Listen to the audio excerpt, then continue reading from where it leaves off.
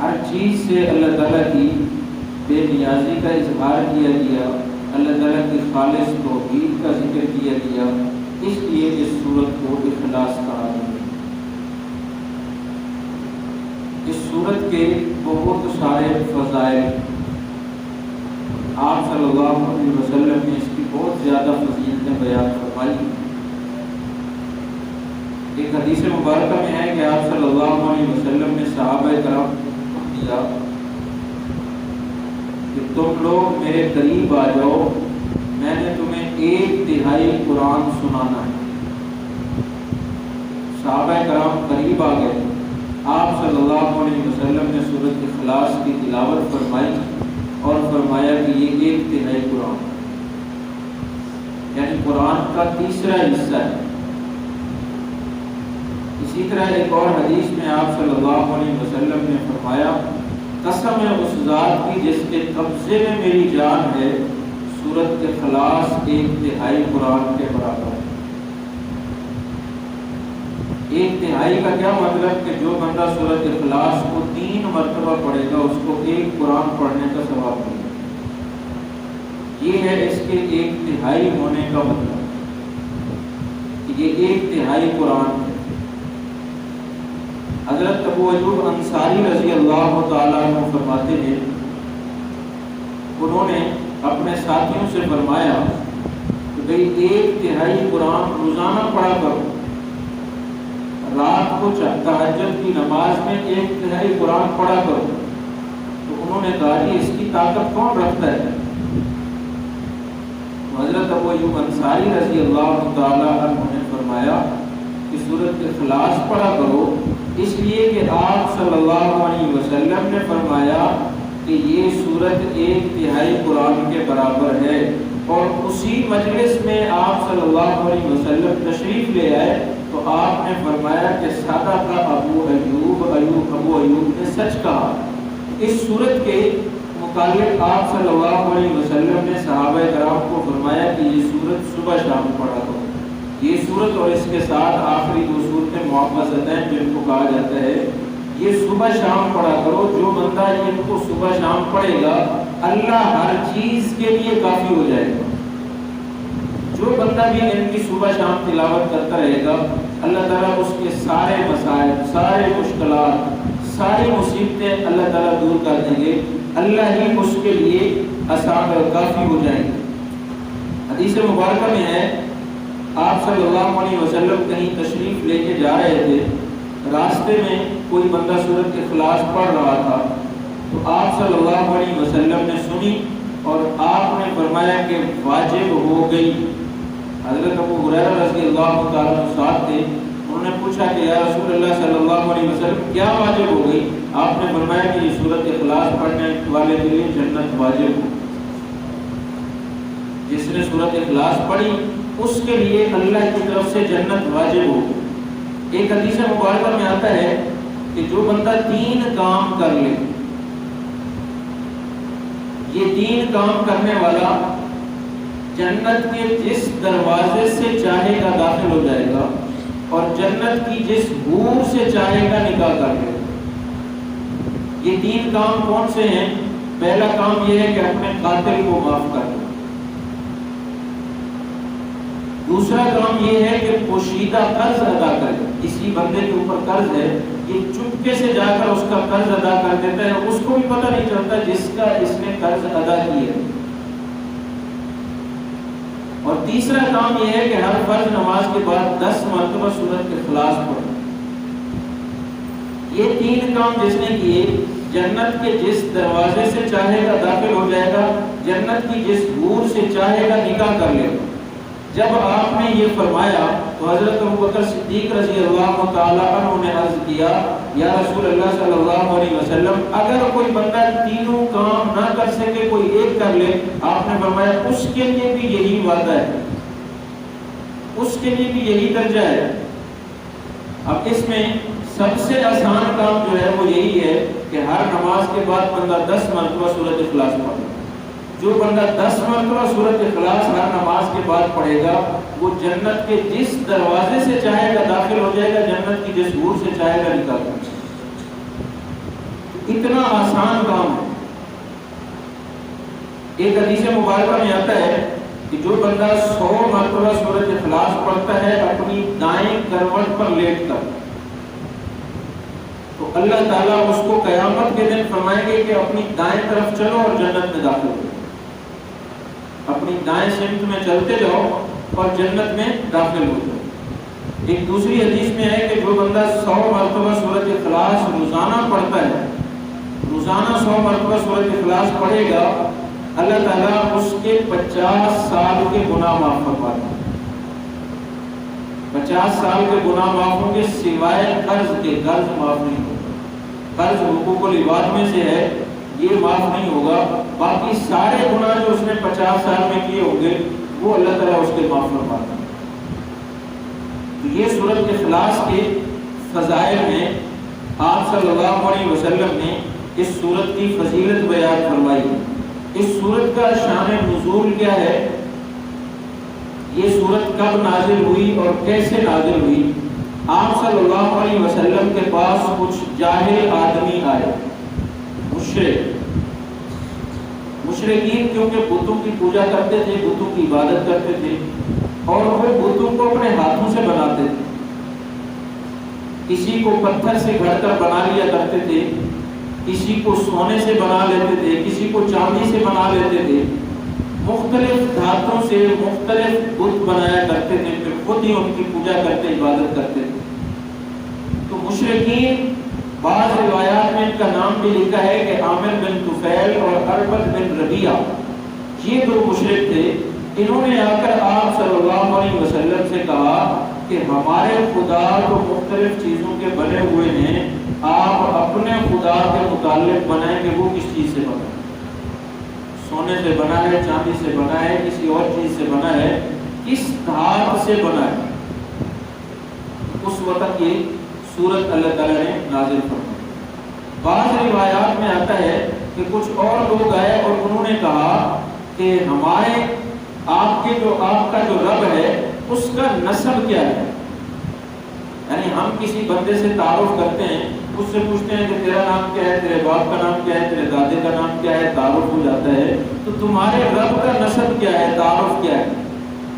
उस वक्त ये सूरत नाज़िल हुई और बाज़ मुफस्सिरीन ने लिखा कि खैबर के यहूदी आए, उन्होंने आप सल्लल्लाहु अलैहि वसल्लम से कहा कि अल्लाह ताला ने फरिश्तों को नूर हिजाब से पैदा किया है, आदम को गूंदी हुई गीली मट्टी से पैदा किया है, शैतान को आग के शोले से पैदा किया है।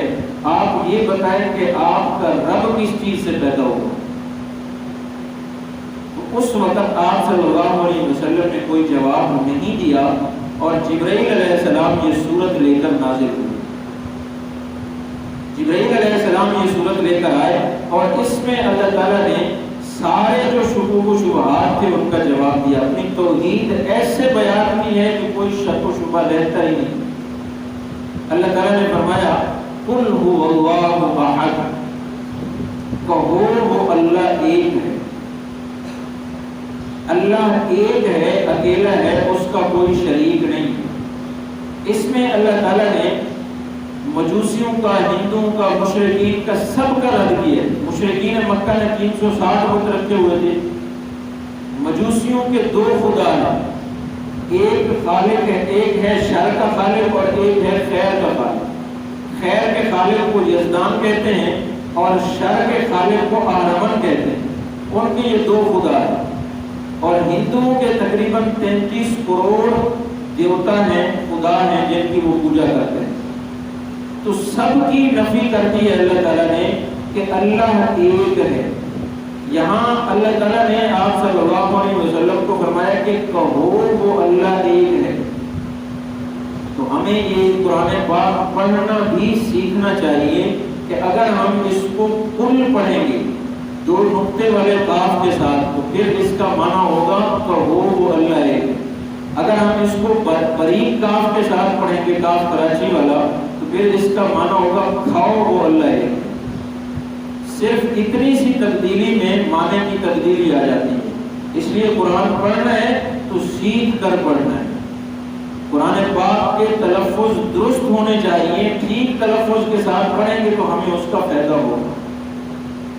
اور یہ جو صحیح تلفظ کے ساتھ ہم نہیں پڑھتے، جو قرآن پاک میں آتا ہے کہ قرآن لعنت کرتا ہے کچھ لوگوں پر، بعض علماء نے لکھا ہے کہ قرآن کو جو صحیح نہیں پڑھتے ان پر بھی قرآن لعنت کرتا ہے۔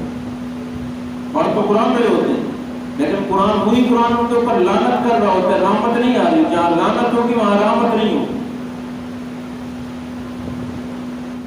آپ لوگوں نے سنا ہوگا یہ اعلانات ہوتے ہیں کل خانی کے، یہاں پر جو کل ہے وہ کراچی والا ہے، بریک کاف والا، اس کا معنی ہوتا ہے کھانا۔ یعنی آپ کہتے ہیں کہ فلاں کے کل ہے، مطلب کیا ہے کہ فلاں کا کھانا ہے۔ جس بندے نے اس کا نام رکھا ہے وہ بڑا سمجھدار تھا، اس نے موقع کی مناسبت سے جو چیز تھی اسی لحاظ سے اس کا نام رکھا ہے کہ کل فلاں کا کھانا ہے، جی فلاں کا کھانا کھانا۔ اس لیے قرآن پاک سیکھ کر پڑھنا چاہیے۔ تو اللہ تعالیٰ نے فرمایا کہ قل هو اللہ احد، وہ اللہ ایک ہے۔ عربی زبان میں واحد کا معنی بھی ایک ہوتا ہے، احد کا معنی بھی ایک ہوتا ہے۔ اردو زبان میں ہم ایک ہی کریں گے ان دونوں کا معنی کہ اللہ ایک ہے، لیکن عربی زبان فصیح ہے، اردو زبان اس کا صحیح معنی ادا نہیں کر سکتی۔ ان دونوں کے معنی میں حقیقت میں فرق ہے، واحد کا معنی اور ہوتا ہے، احد کا معنی اور ہوتا ہے۔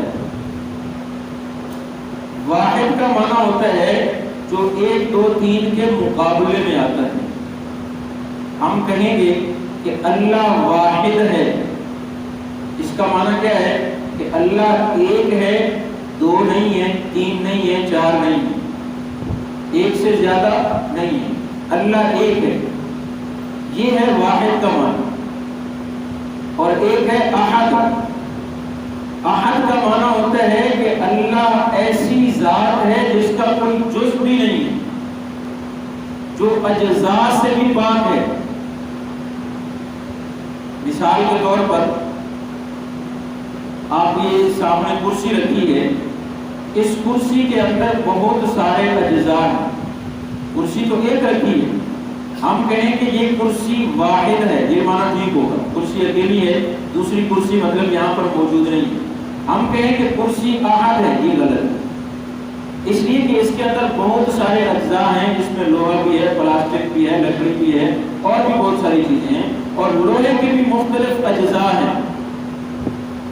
تو اس لیے احد اس ذات کو کہتے ہیں جس کا کوئی جز ہی نہ ہو۔ بعض لوگ بعض انبیاء کے مطابق یہ کہہ دیتے ہیں کہ اللہ نے ان کو اپنے نور سے پیدا کیا، مطلب یہ ہے کہ اپنے جز سے پیدا کیا، یہ شرک ہو جاتا ہے، اس لیے کہ اللہ وہ ذات ہے جس کا کوئی جز نہیں، جس کے اجزاء نہیں ہیں، وہ واحد ہے، وہ احد ہے، وہ واحد ہے، اکیلا ہے، احد ہے، اس کا کوئی جز نہیں۔ تو جو مشرکین نے اعتراض کیا تھا کہ اللہ کس چیز سے بنا ہوا ہے یا اس کا نسب کیا ہے، تو اللہ تعالیٰ نے اس اعتراض کا جواب دیا کہ جس کا کوئی جز ہی نہیں ہے، اگر وہ کسی دھات سے یا کسی چیز سے بنے گا تو اس کا جز ہوگا، والدین اولاد ہوں گے تو ان کے جز ہوں گے، تو ان تمام چیزوں سے اللہ کی ذات پاک ہے، اس کا کوئی جز نہیں ہے۔ تو یہ معنی ہے اللہ کے احد ہونے کا۔ اور آگے اللہ تعالیٰ نے فرمایا کہ اللہ الصمد، اس کا اردو زبان میں یہی معنی کرتے ہیں کہ اللہ بے نیاز ہے، لیکن عربی میں اس کی تفصیل بہت زیادہ ہے کہ الصمد اس ذات کو کہتے ہیں کہ ساری مخلوقات جس کی محتاج ہے، ساری مخلوقات کی ضروریات جس کے پاس ہوں، یعنی مخلوق کو جس چیز کی ضرورت ہے وہ کہاں سے ملے گی؟ صمد سے ملے گی۔ جس ذات کا نام صمد ہوگا اسی ذات سے اس کو اپنی ضروریات ملے گی، اس کے علاوہ کہیں سے نہیں ملے گی۔ اور صمد اس ذات کو کہتے ہیں جو کسی کا محتاج نہ ہو، یعنی اس کی کوئی ضرورت ہی نہیں ہے، وہ کسی کا محتاج کیا بنے۔ سمد اس ذات کو کہتے ہیں جس کی کوئی ضرورت نہیں. تو اللہ کو کسی چیز کی ضرورت نہیں. اللہ تعالیٰ تمام ضروریات سے پاک ہے, تمام ضروریات سے بے نیاز ہے.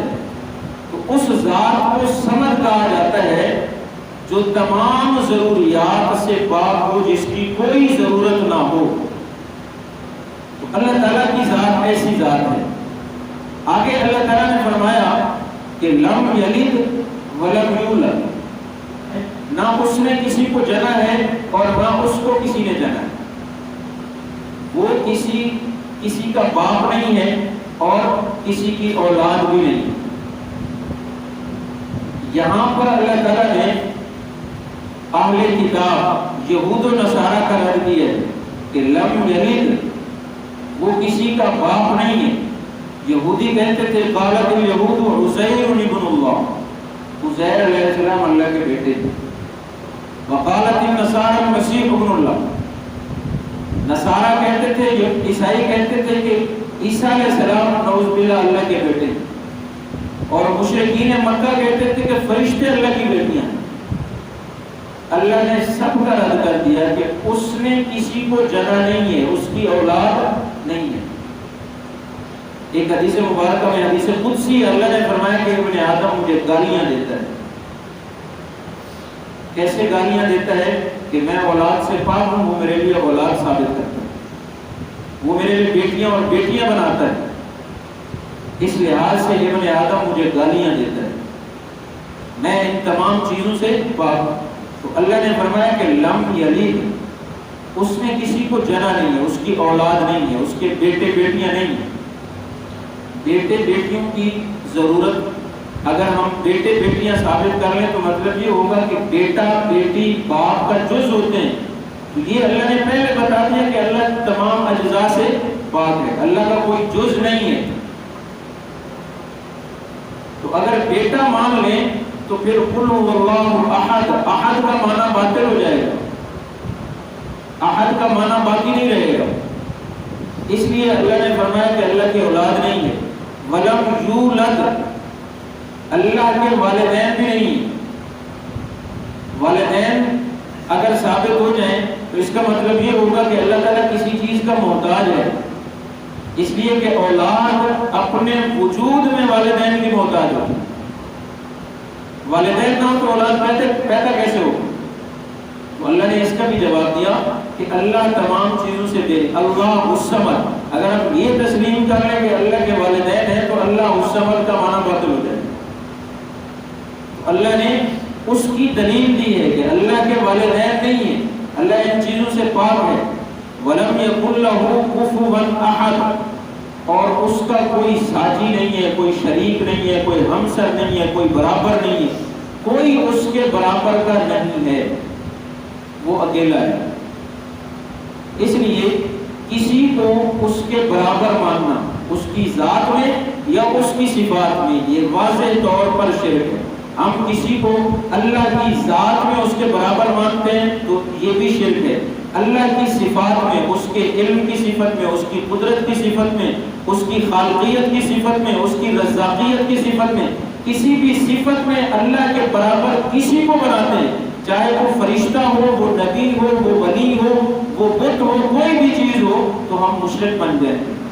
تو اللہ نے بتا دیا کہ اس کا کوئی ساجی نہیں ہے, اس کے کوئی شریک, اس کے کوئی برابر کا ہے ہی نہیں. ایک بزرگ سے کسی نے ایک بات پوچھی کہ حضرت اللہ تعالیٰ کے برابر کا کوئی نہیں ہے, کیا اللہ اس بات پر قادر ہے کہ اپنے برابر کا بنا دے؟ تو انہوں نے بڑا پیارا جواب دیا. انہوں نے فرمایا کہ ہاں اللہ اس بات پر قادر ہے کہ اپنے برابر کا بنا دے, لیکن جس کو بنائے گا وہ مخلوق ہوگا, خالق پھر بھی یہی ہوگا. اللہ کے برابر کا کوئی ہو ہی نہیں سکتا. اللہ نے بتا دیا کہ میرے برابر کوئی نہیں. یہ سورت کے خلاص ہے, اس میں اللہ تعالیٰ نے توحید بیان کی ہے. تہائی قرآن کے برابر یہ سورت ہے. تہائی قرآن کے برابر بھی اس لیے اس کو کہا گیا ہے کہ قرآن پاک میں 3 بنیادی مضمون ہیں, توحید کا ہے, رسالت کا ہے اور آخرت کا ہے. اور اس میں توحید کا مکمل بیان کیا گیا ہے، اس لحاظ سے قرآن کا 1/3 ایک مضمون اس کے اندر بیان کیا گیا ہے۔